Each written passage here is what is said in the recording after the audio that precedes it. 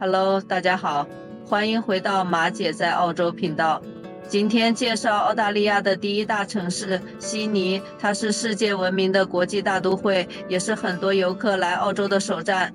之前我们已经介绍了墨尔本，这期的视频可以连接起来看，作为你规划澳洲旅行的攻略。澳大利亚总人口约2600万，而悉尼的人口就有约550万。虽然与墨尔本不相上下，但悉尼的流动人口更多，气候好，工作机会多，是新移民或者留学生的首选。悉尼歌剧院、达灵港、蓝山都是大名鼎鼎的旅游景点，令人心驰神往。第一天早上7点，我们从墨尔本出发，开车去悉尼，大概900多公里，通常走内陆路线 Hume Highway， 约10个小时路程。路上停靠了3个小镇，分别是安静的小镇 Euroa、维州核心州交界的小城市 Albury， 以及澳洲第一个内陆城市 Goulburn。一路上吃饭、加油、上卫生间等，终于在晚上8点到达了悉尼。考虑到要去市中心和蓝山，所以我们的酒店定在西边的帕拉马塔。今天我们要从海上看悉尼，带你搭乘邮轮打卡世界级地标悉尼歌剧院与达灵港。不仅风景美到爆，还有意想不到的好吃好玩，马上出发。我们一早开车前往达灵港 Darling Harbour， 这里是悉尼最热闹最有活力的海港之一。我们沿着港边慢慢走，各种商店酒吧一家挨一家，鳞次栉比，目不暇接。穿过人行天桥，钻过桥下小道，吹着海风，看着船来船往，整个区域既现代又有点悠闲味道。这样走走停停，一圈下来大概要花了2个小时。接着我们继续开车前往悉尼歌剧院 Sydney Opera House。 虽然这座建筑我们早就耳熟能详，但每次亲眼见到依然会被它独特的帆船造型和周围的海港风景所震撼。它建于1973年，由丹麦建筑师乔恩·乌兹翁设计，是20世纪最具代表性的现代建筑之一。其独特的交错拱形贝壳和令人惊叹的水景融合，使其成为来自全球各地旅行者的必游之地。2007年被联合国教科文组织列为世界文化遗产，在悉尼海港边格外耀眼，是这座城市的象征，更代表了澳洲的艺术与生活。从歌剧院步行大约10分钟就到了环形码头东浮桥集合地点。我们预定的是悉尼公主号 Sydney Princess Cruises 海港游船和午餐体验。中午12点出发，全程约2.5小时，提供美味的自助午餐。成人票价是69澳元，儿童是49澳元，建议提前在网上预订，会有早鸟折扣。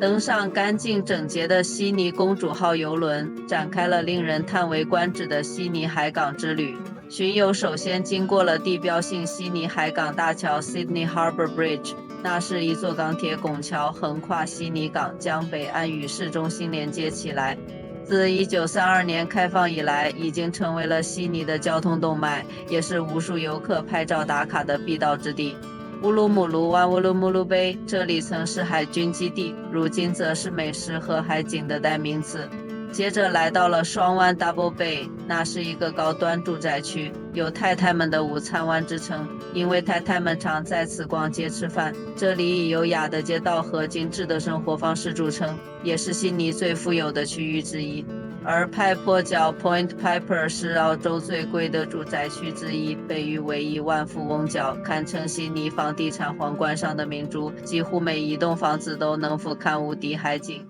边看美景边排队取午餐，种类还挺多，热菜有鱼块、鸡柳、意大利面、炒饭，冷盘有香肠、火腿、奶酪、沙拉，还有新鲜的虾等。甜点有巧克力慕斯、草莓慕斯等，还有水果、咖啡、茶、饮料、果汁，绝对让你吃饱喝足。我们很幸运看到了在悉尼海域游弋的鲸鱼，透过湛蓝的海水，近距离地观赏到了它们在海里的矫健身影，时而快速游动，时而跃出海面，令人兴奋。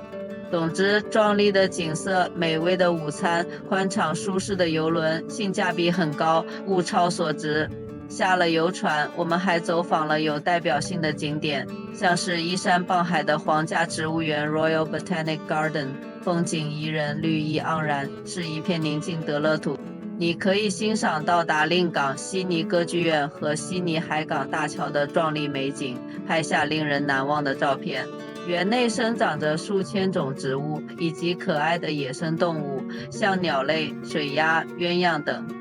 旁边的新南威尔士美术馆是澳洲历史最悠久的美术馆之一，免费开放，艺术氛围十足。经过宏伟的圣玛丽大教堂 St. Mary's Cathedral， 那是澳大利亚最古老的宗教建筑，1821年开始动工，但在1865年修建中的大教堂毁于大火，同年又开始重建，耗时60多年，终于在1928年完成。